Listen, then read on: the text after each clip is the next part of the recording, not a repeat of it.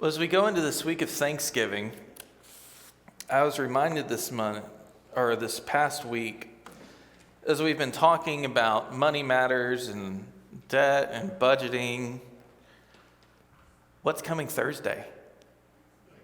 Thanksgiving. I was reminded how easy it is to blow a budget when you start shopping for Thanksgiving food. Went to Sam's and I think I came out with twice of what I thought I was going to come out with. But as I was thinking about money in this week, today's message is one of the hardest things that we talk about in church. How many of you love it when there's a tithing message or sermon?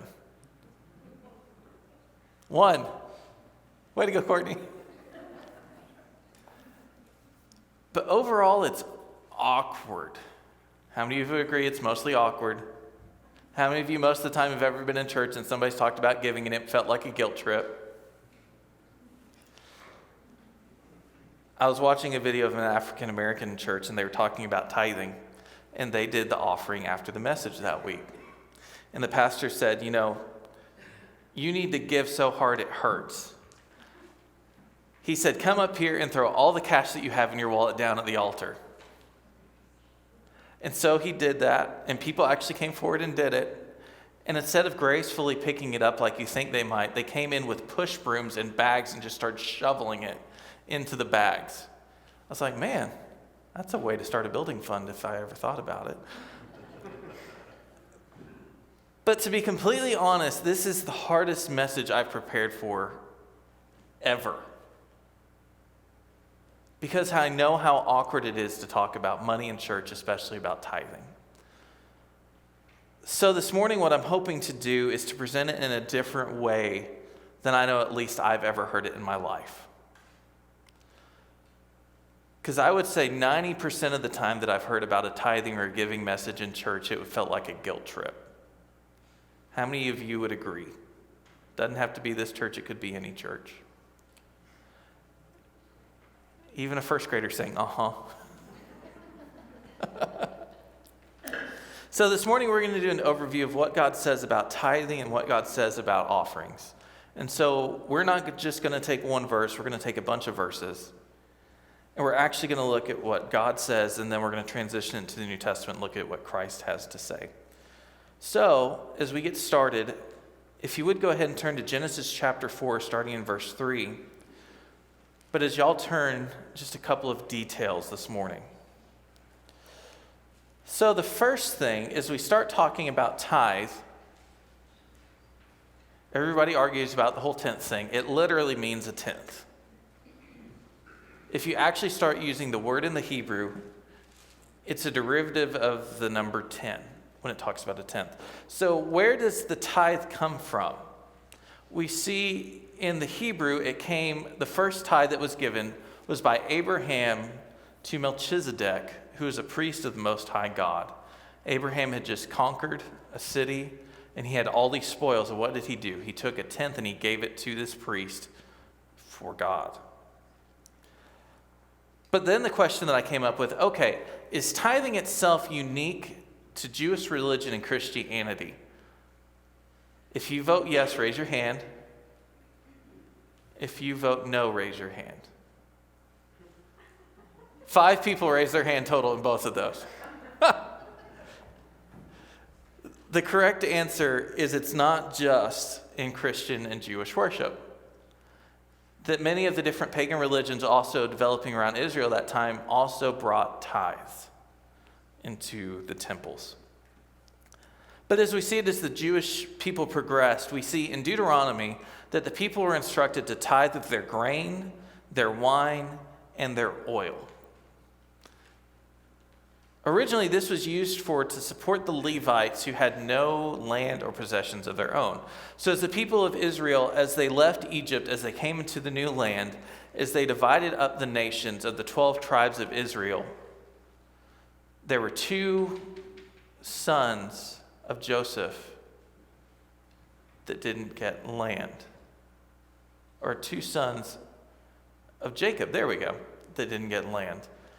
And so 2 of the tribes that became landowners were Joseph's two sons, but overall the tribe of Levi was without land or possession, because they were set apart by God as the sons of Aaron to carry out the temple worship.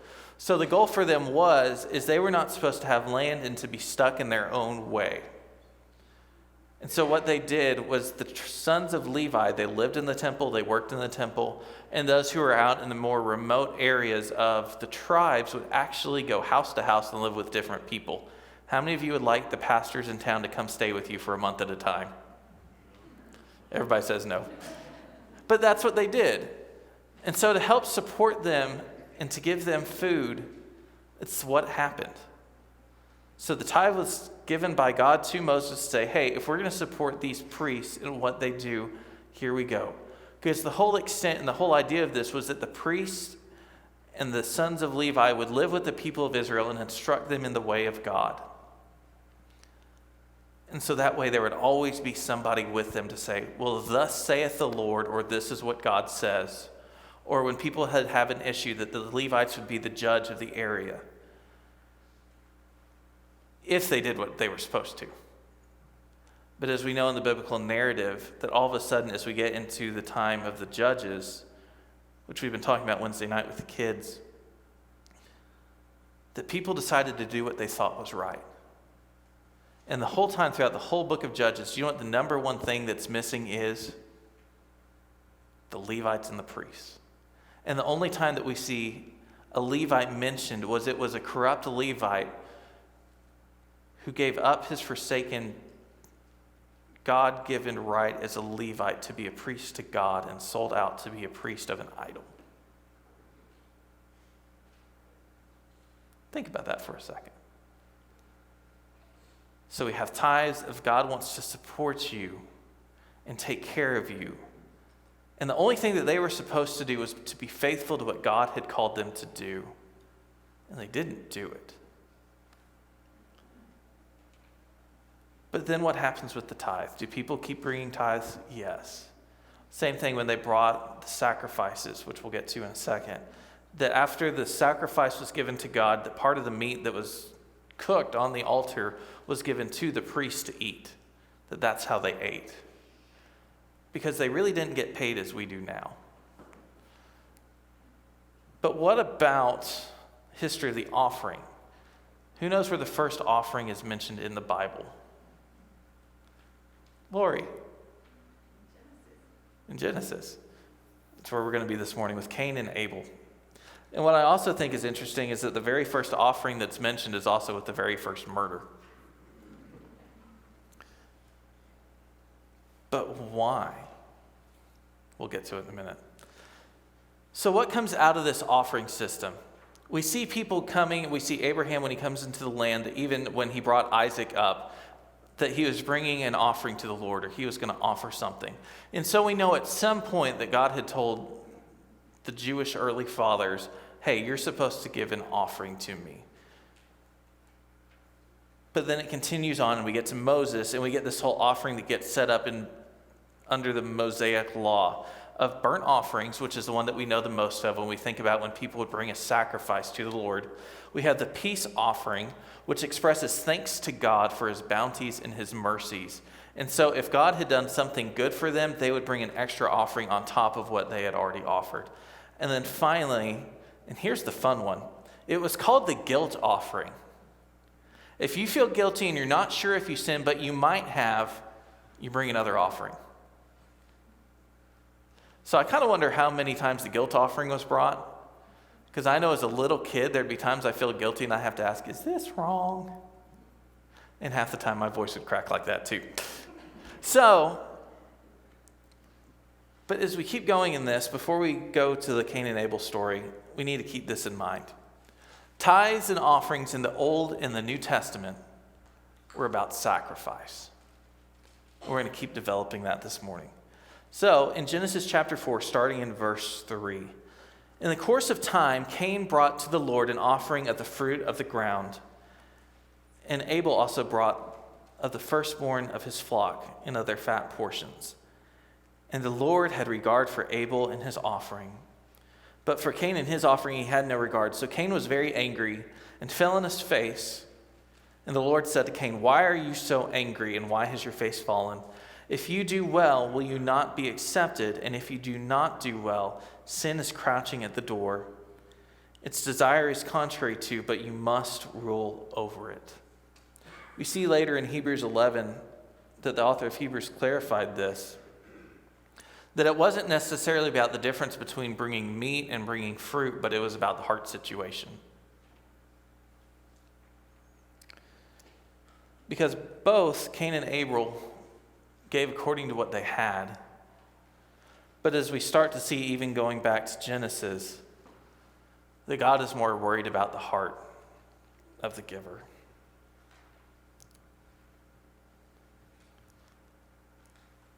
Because as we look at the Old Testament, as this continues from Cain and Abel, as we look at this whole idea, that Abraham set the idea of the tithe, and it's what set the standard of what would come later. And so this general idea, I was reading on a Jewish blog, there was Hebrew, and I don't know Hebrew, so I looked at the English parts of it. But it was talking about that this idea of you literally gave for these people who are farmers and ranchers, that you gave of your increase. And so I always use this idea with the youth that if somebody had 10 new cattle, that they brought one of the cattle to the temple or to the synagogue, and that's what they gave.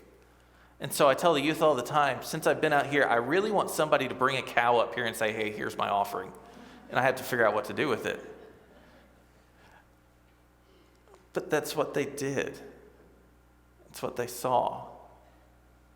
They did what God had told them to do. So there's a bit of an overview of the Old Testament. What about the New Testament? If you would turn to Mark chapter 12.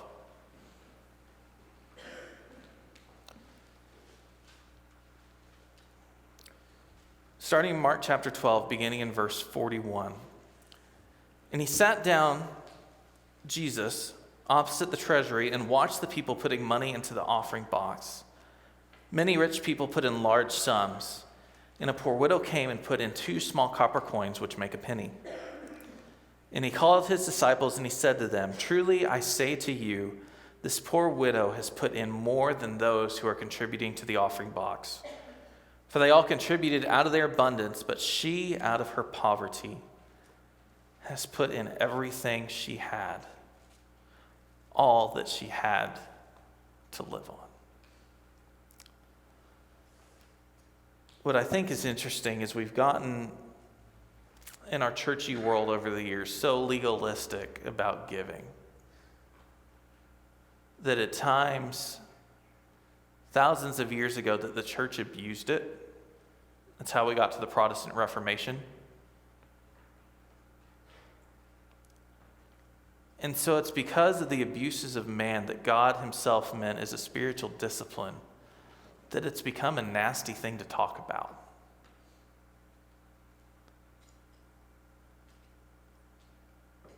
As I've read this week, as I've gone through good old discipleship books that talk about, okay, you're a Christian, now what? Do you know what the last thing in the process is?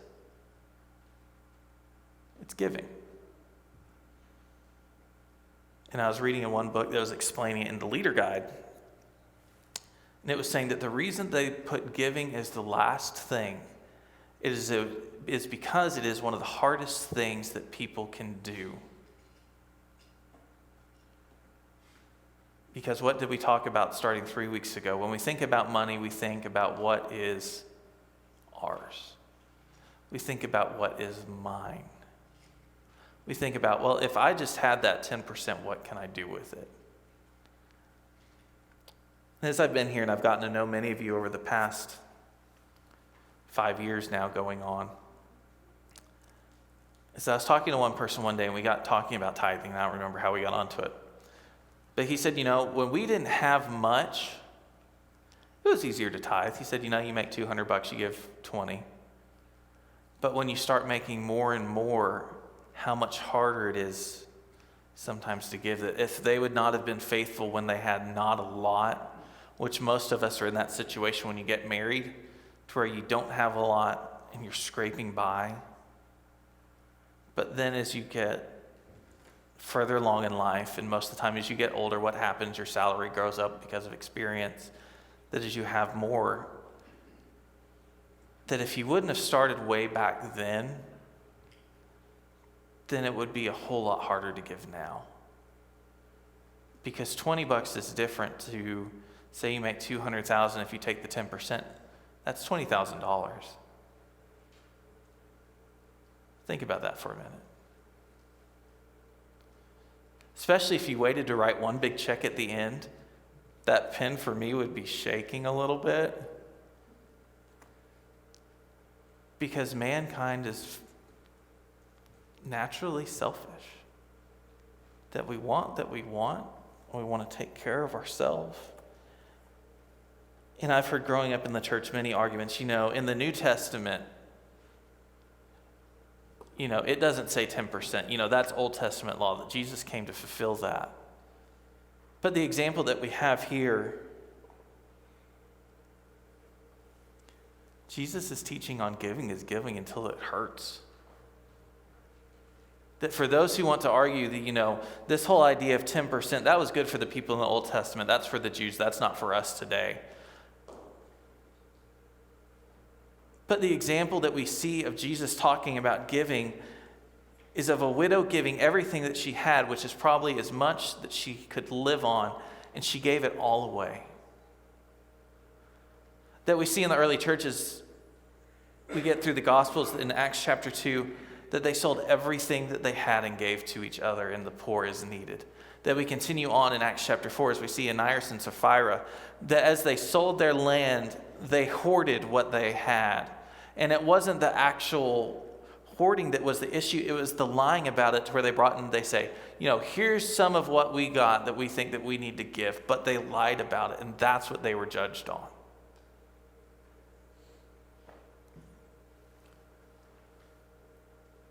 There's a reason we don't like talking about money, because it's awkward. We talk about church and money, and what do people think? They think, well, churches abuse money. That we think a televangelist who bring in all this money. But as we look at what God says, we see him things like this through the Apostle Paul. Each one must give as he has decided in his heart, not reluctantly or under compulsion. For God loves a cheerful giver. 2 Corinthians 9:7. Now I'm about to say this, and I'm about to get some weird looks for it. But if you are giving out of compulsion, and you're giving out of, well, I know I have to do this, I don't know why I have to do this, God doesn't need your money. That if you are not giving from a cheerful heart, God doesn't want your money. God can do more with the little that is given from people with a cheerful heart than he can with somebody with an upset heart. I was talking to a pastor friend years ago, and he was at a church that had a church bully that paid for 90% of everything that went on at the church. Think about that. One person, 90%. And he was an absolute bully, is what he said. He said he made me quit I don't know how many times in my head, but I never gave up. And something came up, and my friend stood up to him. And he said this very thing, that if that's going to be your attitude, that if you think that just because you give this, that it's supposed to be your way, then you can leave this church and never turn back. And the guy left. 2 months later, church attendance had tripled and giving had doubled.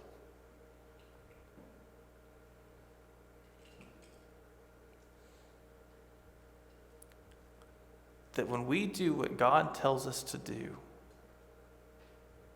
then he will prosper you and he will prosper that church. So each one must give as he has decided in his heart, not reluctantly or under compulsion, for God loves a cheerful giver. As we get into this whole 10% talk, it's been an argument that you'll never guess that's been going on for thousands of years.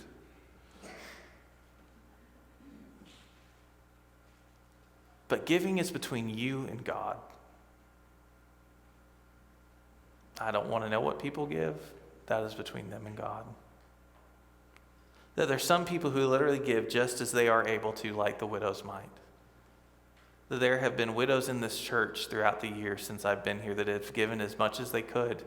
And even then, they would come to me and say, I don't have a lot, but if you need help with something, let me know and I'll see if I can do it. That there are thousands of churches around the United States based off of widows just like this one, that give what they can. But they keep a church going.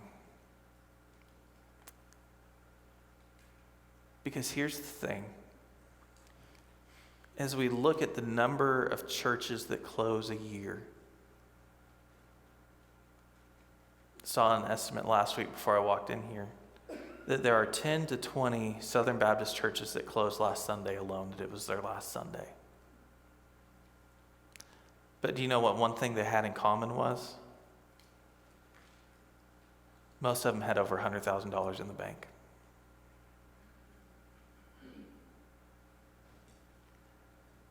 That the problem wasn't the money at the church, it was the attitude of the people that were there. That as we give back to God, it's a hard issue.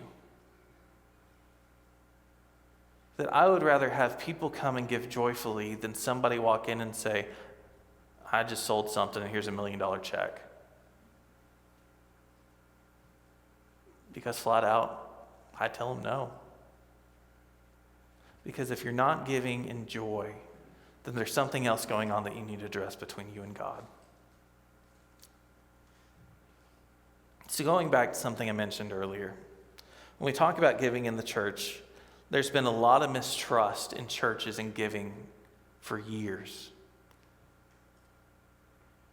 There's been times where monies have been abused. There's been times to where we see televangelists who come out on a Sunday and say, God told me that I need to ask you for money to buy myself a new multi-million-dollar jet so that I can share Jesus with somebody. And I go, really? You can fly Southwest for like $100. But as we talk about this, I wanted to make sure that everybody who left here this morning knew what happens when you give to First Baptist. And here's where we stand for next year for the 2020 budget year. That if you give to First Baptist, here's where the money goes. 33% of what is given goes to staffing costs. Our staffing costs for 2020 are going to be 20 to 25% below the national average. The national average for staffing costs at any given church is 55 to 65%. And so we're purposely running on lower staff than the national average to make sure that we can do the most ministry that we can next year. 33% goes to building costs. That covers just the upkeep of the building. That covers insurance.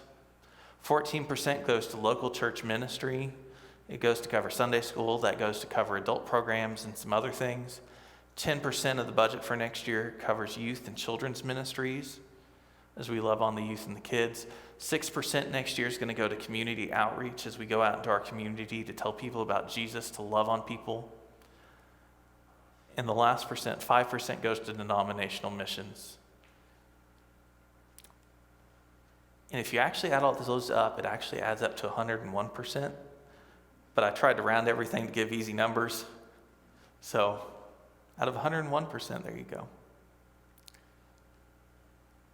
But I want you to know that the finance committee that you elected and nominated and myself care so much about the finances of this church that we are going to be the best stewards that we can of what is given. Because we don't want people to give and then it be abused. That if you give here at First Baptist, your money is going to go to something that's going to change somebody's life. And that is my personal promise.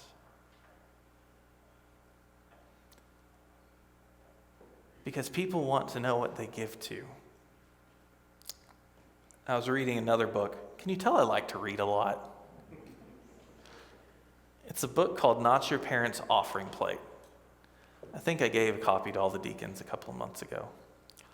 But it talks about how giving in the church has changed over the years. That wealthy people who were surveyed for this book, it was either 50 or 60% said that they would rather donate to a university than a church because they thought that a university would be better stewards of their finances. Think about that for a second. That these wealthy people who had more to give than most of us could ever imagine would rather give it to a university because they didn't think that a church would be a good enough steward of their finances. And it's not just because they wanted a building named after them, but they thought that it would make a bigger difference. And when I read that, I myself was challenged to make sure that I let people know that when they give to this church, where does it go? That we are going to be good stewards, that we're not just going to bring money in, that I don't have some overflated salary, that we're not paying bukus of money for random things. But yes, when the donut shop comes into town next year, we'll probably bring back donuts. But that you can know when you give to this church that the people who oversee that will be the best stewards possible. Because I'm not sure about you that there's comfort in that. So here's our next section this morning. If you don't give already, where do you start? First thing, between you and, if you're married, your spouse and God, you need to determine what your personal giving goal is. Through much prayer and consideration. Because here's the honest truth. There's some people that give 10%, that they know they can give more and they feel challenged by God to give more.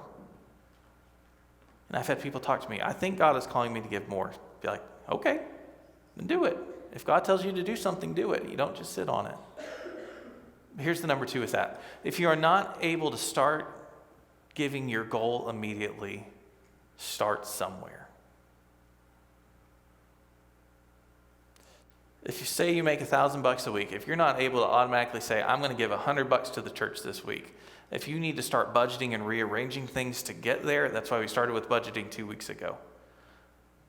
Is it a sin if you start somewhere instead of right away? Personally, I would say no, because you're trying to get there. Because if it comes to feeding your family that week or giving money to the church, if our first call as human beings, and for those of you who are parents, as parents, is to take care of the children that God has given you, take care of your kids first and build into it. Because what does that go back to? It's about the heart of the giver. Number 3, build up your giving to where you feel God is leading you to give. Maybe it is 10%, maybe it's more. Because we can be so legalistic in this. Because I've had somebody ask me, well, what about my retirement when it comes to me? Technically, I already tithed on that because I put it in a Roth IRA, so when that came through, I tithed on it. Do I have to tithe on it again? Or do I give on the net? Do I give on the gross? That's between you and God. I could give you an answer, but I'm not sure if it's the right answer. Because there are times when I will tell you that I don't know.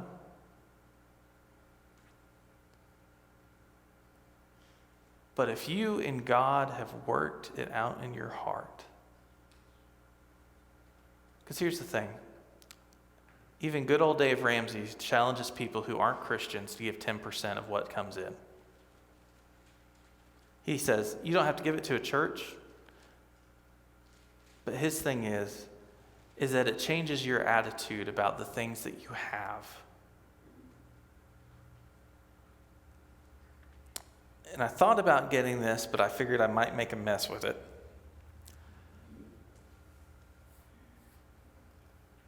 But there's a rabbi friend of his that talks about giving, a Jewish rabbi. And he says that the whole idea for Judaism for giving throughout the years is you have a bowl and you have a basin. And then you have a pitcher. And then as you pour, and for the example, the pitcher's a whole lot bigger than the basin. And as you pour into that pitcher, into that basin, that as it overflows and it goes down in the bowl and it fills up, and then in the example that I saw, it keeps filling and filling and filling, eventually to where it pours out of that bowl even. To where that is the real heart behind for the Jewish idea of giving that we've been talking about this morning. That out of your overflow you give to others who need it. That out of your overflow you give to the church so that it might take care of others that need it.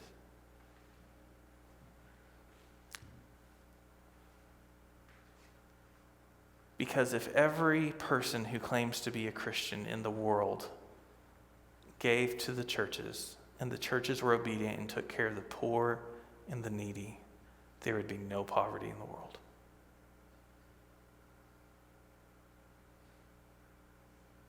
Think about that for a second. That if every single person that called themselves a Christian did what God had called them to do, there'd be no poverty. We wouldn't need snack pack for kids in Canadian. We wouldn't need meal vouchers. Not that it would be some perfect utopian society, but that we would just do what God had called us to do and take care of those who need it. I'm going to close with this. And if you've been in churches long enough, you've definitely heard a tithing sermon over this. Bring the full tithe into the storehouse, that there may be food in my house, and thereby put me to the test, says the Lord of hosts. If I will not open the windows of heaven for you and pour down for you a blessing until there is no need.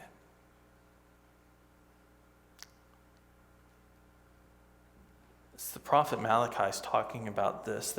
He just has a discussion essentially with himself about how do we rob God? And he says, by not doing what he has called us to do in our giving. And this is one of the few times that God in his word, through his prophet or through his witness, says, test me in this. There's less than 5 times in the whole Bible where God says, test me. And there are times in my life personally, especially in seminary, to where the bills didn't add up. That when we were faithful to God to give, that I don't know where money came from. Like, I looked at the bank account and it didn't make sense, but it said that we still had money. So I was like, yay! But when we're faithful to God, that he is faithful to us. Not in some super prosperity gospel kind of way. The pastor who I grew up under, if I was in the same financial position as him, I would make this bet too. But when he started, after about 10 years of pastoring, he stepped out to his church, and he still does this every year. He's been at Pasadena now, I think, for 30 plus years. But ever since he came to that church, and he did it at churches before, when he gave his one tithing sermon a year, because he always had one, and it was always in November, that he would walk out to the congregation, he would close with, test God and give him 10% this next year. And if you are not better off financially than when you started, then he would refund that whole amount, not the church, but he personally would refund the entire amount of what somebody had given that year. In 60 years of ministry, one person. And before that, his streak was 50 years.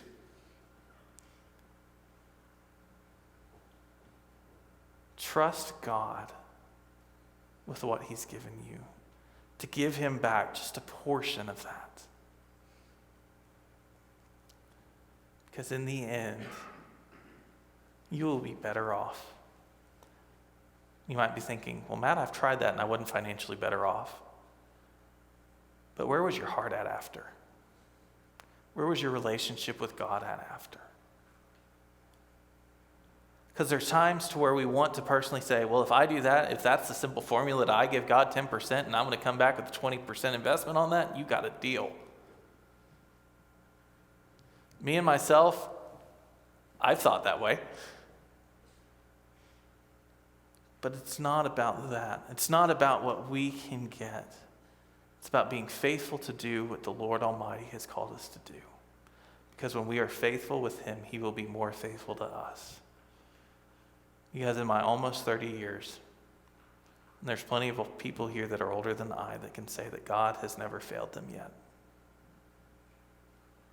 Because as we started on months ago, that we build on the foundations of those who came before. That even this church, who was started by those ladies back in 1894, that as they went house to house asking for money, that they didn't take offerings the first 10 years of this thing. That they just went door to door asking people, hey, can you give something to the church? We got to pay a preacher. But this very room that we're standing in was built by the men of this church years ago. That they were not only faithful in their giving, but they were faithful in their time. That we stand and sit literally in the legacy of those who were faithful before us. That for all of us, especially those who've grown up in the church all those years, for all those children's trips that you took, for all those youth trips that you took, that you never had to pay a dime for. But they were because of those who were faithful, who have gone before.